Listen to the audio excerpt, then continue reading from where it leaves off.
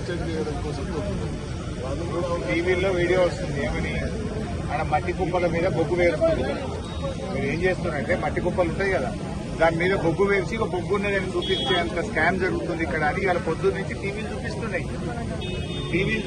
ఇవాళ ఒక మా కార్యకర్త అక్కడికి పోయి మీరు బొగ్గు పేరుస్తుంటే వీడియో తీస్తే వాళ్ళు ఫోన్ చూసుకున్నారు. ఇవాళ పొద్దున నిన్న వీడియో తీసిండు నాకు పంపిండు, మీకు చూపిస్తారు.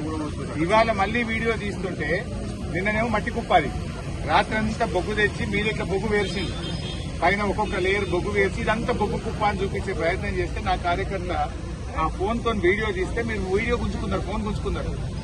ఏం దాచిపెట్టారు? అది చేతిని అడ్డం పెట్టి మీరు ఈ స్కామ్ ఆపలేదు కదా, చూపలేదు కదా. ఎందుకు ఇట్లా ఆపుతున్నారు? మీరు మమ్మల్ని ఆపుతారు, మమ్మల్ని ఆపినంత మాత్రమే ఈ స్కామ్ ఆగుతుందా? ఎవరి ఇప్పుడు లక్షల జీవితాలది ఎటుపోయింది బొగ్గు చెప్పండి. మీరు తప్పు చేయకపోతే మమ్మల్ని అలో చేయండి, 5 పోయి చూసేస్తాము. పోలీసులను అడ్డం పెట్టి మీ తప్పును కప్పించుకుంటారా?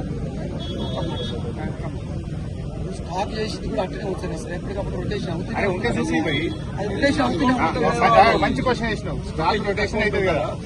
ఇవాళ భూపాలపల్లిలో ఎంత స్టాక్ చూపించారు? ఇవాళ 3,05,000 మెట్రిక్ టన్నులు. 3 లక్షలు ఉంటే చూద్దాం.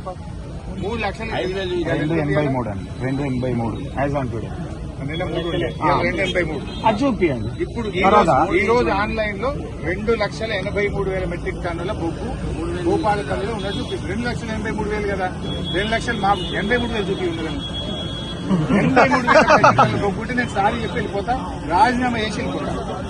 ఏదాడ బొగ్గు లాస్టింగ్ టైం అయిపోయింది సార్.